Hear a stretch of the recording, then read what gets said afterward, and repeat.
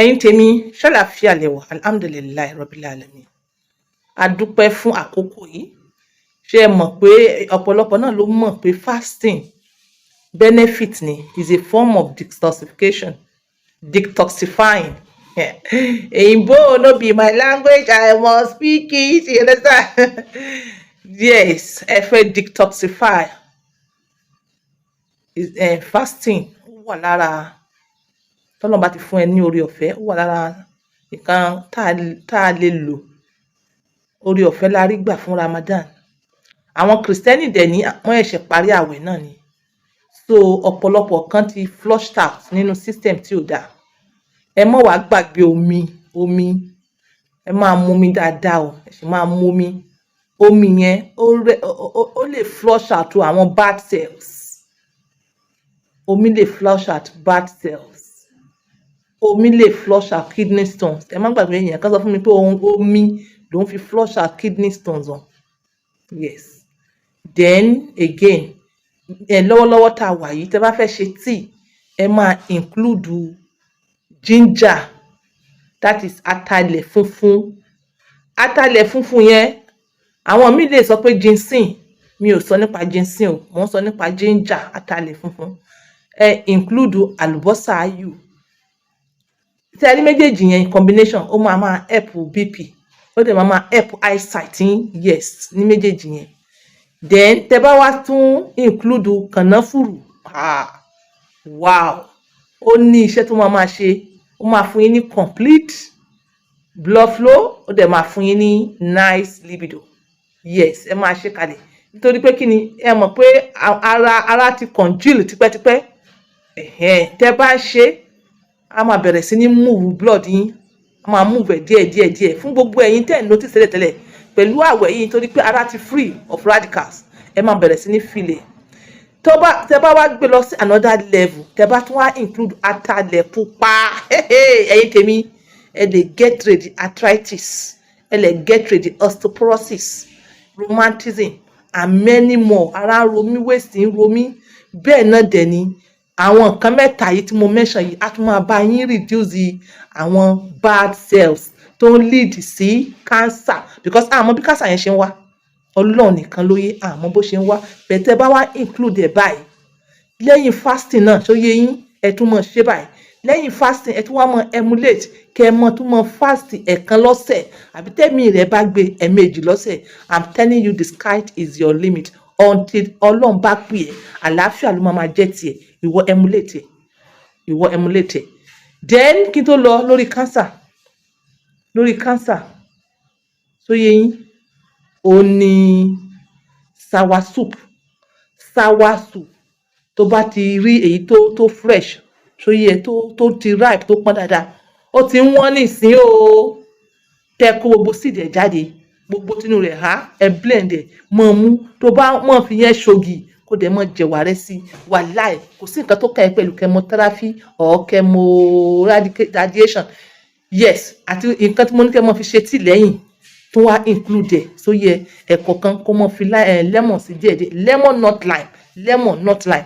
Díẹ̀. I'm telling you, the sky is your limit. Fún ẹ̀yin tẹ̀tí ẹ̀ ní cancer cell, ẹ jọ̀ọ́ ẹ máa ṣe once in a while. Emulate, make sure, ṣé ń gbọ́, make sure pé there's something else tẹ́ ẹ máa lò. Ẹ má sábà máa jẹ gbogbo ẹ̀ process yẹn, òun ló di pé gbogbo ara ó empty. Too much of orthodox.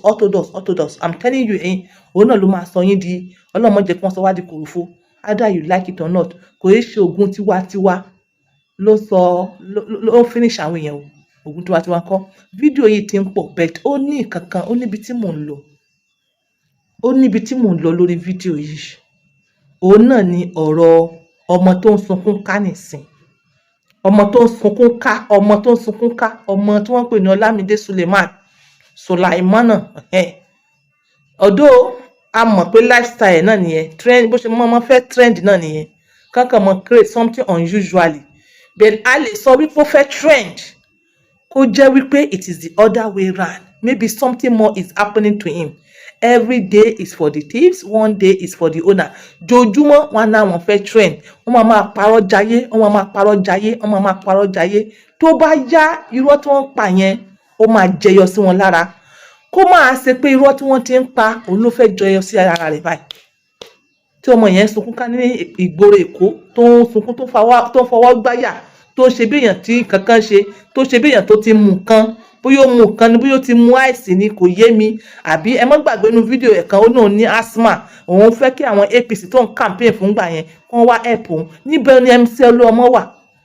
Tírú ọmọ báyẹn fi ń ké pé káàkiri lẹ́lẹ̀, níbo ni MC Olúọmọ wà? Is he trying to form? Is he trying to form? Is he trying to get notice? Is he trying to get some money? Gbogbo questions yìí ló wà lẹ́nu àwọn èèyàn tí wọ́n ń béèrè pé kí ló fa gbogbo jágbajàgba ẹ̀? Kí ló fa gbogbo jágbajàgba ẹ̀? Báwo ni ọmọ ẹ̀dá ènìyàn ṣe lè ro rẹ̀ pin tó báyìí? Bẹ́ẹ̀ tó bá wá jẹ́ wípé kò í ṣe pé ó ń wá owó àbí kò í ṣe pé ó fẹ́ go viral or kò í ṣe pé bóyá ó ń cruise, tó jẹ́ wípé maybe something is already happening. Bóyá àwọn èèyàn tó bú bí Ìyábọ̀ Òjó tó bú, bóyá àwọn agbèjà, bóyá wọ́n ti gbèjà Ìyábọ̀. Yes, because kéèyàn wò sùn kó dẹ̀ bẹ̀rẹ̀ sí ní bú èèyàn bíi báyìí, ẹ̀yin ẹ wo fídíò èébú. Torí èmi ò gbọ́ fídíò èébú yẹn tẹ́lẹ̀tẹ́lẹ̀ o, èmi ò gbọ́ o. Bẹ́ẹ̀ nígbà tó ń sunkún ká tó ń bẹ̀ ká tó ń bẹ̀ Ìyábọ̀, kí ló ṣe fún Ìyábọ̀ ló jẹ́ kí n lọ wá fídíò yẹn jáde. Ẹ̀yin ẹ gbọ́ bó ṣe bú Ìyábọ̀. Ìyẹn kó bọ́ síbí báyìí kó wá gbọ́ ọkọ̀ tí mo fẹ́ sọ. Àbí kí ló kẹ orúkọ ẹ̀ ní ọmọ ajá ẹ̀ tó ń pòsì face result yẹn. Ẹ bá mi pé mo fẹ́ gbà sọ̀rọ̀. Ìyábọ̀ àbí kí ló máa ń pè ẹ́? Mi wá fẹ́ ní kìlọ̀ mi wá fẹ́ ní kìlọ̀ rárá. Ìgbà yẹn ló wá ní gbogbo àwọn fámílì òun ti lé òun jáde. Gbogbo àwọn fámílì òun ti lé òun jáde. Tó bá mọ ọkọ tó ta fún ẹ. Kìíní kan ṣẹlẹ̀ dẹ̀ ń pa ọkọ̀ wọ́n ti kàn yín sí wọn. Ló bẹ̀rẹ̀ sí ní display. Tó bá fẹ́ dáadáa náà ayé ẹ̀. Ọmọ pé mi gbà ìsọ̀rọ̀ mo ń ṣe èèyàn mi. Báwo ló ṣe wo òṣùṣù tó wà fi bú èèyàn báyìí? Kí ló ń ṣe é? Eléyìí náà máa kọ́ àwọn èèyàn kù lọ́gbọ́n. You understand? Èèyàn kan náà lórí social media bẹ́yẹn ó ti gbé lórí bẹ́yẹn náà rí tó ń sọ̀rọ̀ sí Ìyábọ̀. Mo ti sọ̀rọ̀ ọ̀rọ̀ yẹn níjọ́ wo. Èmi kan nǹkan tó yẹ kí mi jáde fún yẹn ni pé mo ní right sí opinion tèmi náà. Gbogbo àwọn tó ń support APC, nobody was antagonizing you people. Why àwọn tó wá ń support other party ẹ wá antagonize wọn? Like seriously kò yẹ kó rí bẹ́ẹ̀. Ìwọ kò kí wọ́n ṣe wípé o antagonize by using sensible words. Ìwọ antagonize pẹ̀lú èébú. Ó wá ṣe yẹn tán ẹ̀rù wá bẹ́ẹ̀ ó wá sá jìnnìjìnnì. Who does that? Who does that? Eléyìí ó fa ẹ̀yìn yòókù náà létí. Òun nìkan kọ́ o. Àwọn bíi Lẹ́gẹ́, àwọn bíi Koko Zaria àtàwọn ẹlòmíì, even àtàwọn bíi MC Olúọmọ, ẹ máa threaten àwọn èèyàn for what? For what? It is not over until it is finally over. Ṣé rí ọ̀rọ̀ yìí gbogbo show tí wọ́n create nígbà yẹn, especially lẹ́kọ̀ọ́, it is not over. Ẹ ṣe jẹ́ kílè náà fà yín létí. Àmọ́ abiyamọ ò lè gbẹ́kún ọmọ rẹ̀ kó mọ́ ta wérewére. The last video máa jẹ́ fídíò bọ̀bọ̀ yẹn tó ti ń bẹ̀bẹ̀. Abiyamọ ò lè gbẹ́kún ọmọ ẹ̀ kó mọ́ ta wérewére. So yẹn Ìyábọ̀ Òjó kò sí kan tó kàn everybody is playing games. Òun dáríjì gbogbo ebú tó bù òun dáríjì. Bẹ̀ta ló mọ̀ bóyá àwọn agbọmọlà àwọn tó jẹ́ wípé ẹ ní láti fẹjọ́ sùn wọ́n mọ what to do. So gbogbo wa náà la fi kélé kọ́gbọ́n. Mo lè sọ̀rọ̀ ṣọ́ra sọ̀rọ̀ rántí èèyàn tó mọ̀ gbọ́. Sọ̀rọ̀ rántí èèyàn tó mọ̀ gbọ́. Òun ni lesson yìí. But whatever the case may be, ẹ dáríjì. Tó bá jẹ́ wípé kò cruise o, tó bá yẹ pé kò try láti wá attention o, ẹ dáríjì. Èmi ò rí pé ọmọkùnrin máa tó bá yẹn kó sọ̀rọ̀ ìtínú kó wá mọ̀ fi yẹn cruise. Èmi ò rò bẹ́ẹ̀. Ẹ dáríjì o. Gbogbo àwọn APC tó jà fún ẹ ṣàánú ẹ. Àwọn MC Olúọmọ bẹ̀rẹ̀ yín náà wà wọ́n pe attention yín. ó ń parọ́ ni o ó ń sòótọ́ ni o ẹ̀yin ẹ ṣe wọ́n tẹ́ lè ṣe kẹ́ fi yòókù lẹ̀ fọlọ́run. This is on point by 2 using my words for others. Ẹ̀yin yòókù náà ó fi já yín létí ni ó fi já yín létí ni tíyàn bá afẹ́ gbégbá ìdìbò does not mean that you must create enmity within each other. You understand? Bye for now. bí ti bẹ̀yẹ jọ ẹ jẹ́ kí ayé mi ẹ jẹ́ kó ní tù ẹ jẹ́ kí n ní fọkànbalẹ̀. Ìyàwó bá mi jà ọmọ bá mi jà mí ní ẹniwò láti lọ family bá mi jà everybody bá mi jà APC bá mi jà Labour Party bá mi jà yìí tó pé mi kú ní Ìyábọ̀ Òjó. àǹtí Ìyábọ̀ Òjó ọ̀dẹ̀ ti sọ Ọlọ́run ti dáríjì mi. May it be well with my soul. Bọ̀ kí ló tún wá dé ẹ̀yin ará ibi ṣé ó dìbò ẹ wò ẹ má ní òkú mi ẹ má ní lọ́rùn o ìkúlẹ̀ àbíamọ̀bẹ̀yìn ẹ má ní òkú mi ẹ má ní lọ́rùn.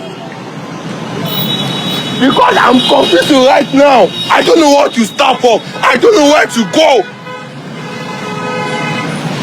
Tàmí fẹ́ lọ sá gbá pé ẹ gbà mí. Tàmí fẹ́ lọ sá gbá.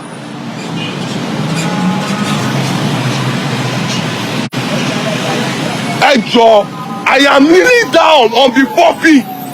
Mi ṣe rí. I have never done it before.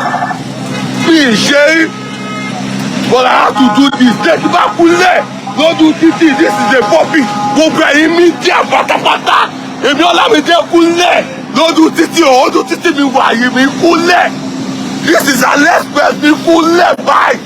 Gbogbo ẹ̀yin mídíà tẹ post fídíò mi. Ẹ gbọ́dọ̀ post fídíò yìí. Tẹ́ bá post fídíò yìí. That means dem pay partial.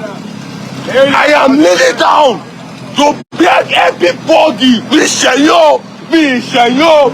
Èyí tí mi mọ̀ pé mi ṣẹ̀ o. Èyí tí mi mọ̀ pé mi ṣẹ̀ o. Ẹ jọ̀ọ́ kí Ọlọ́run. I am begging you forgive me. Ẹ dáríjì mi. Ẹ dáríjì mi. Ẹ dáríjì mi ẹ jọ̀ọ́ ẹ dáríjì mi. Gbogbo ẹ̀yin this lover, gbogbo ẹ̀yin Instagram creator, gbogbo ẹ̀yin YouTube creator, oyin ìkúnlẹ̀ mi wà yìí ẹ wà òyàn tó ṣe ń wò mí. Ẹ wo public àwọn òyàn tó ṣe ń wò mí. I'm kneeling down on my knee, begging everybody, both Labour Party and APC, forgive me, I don't know anything.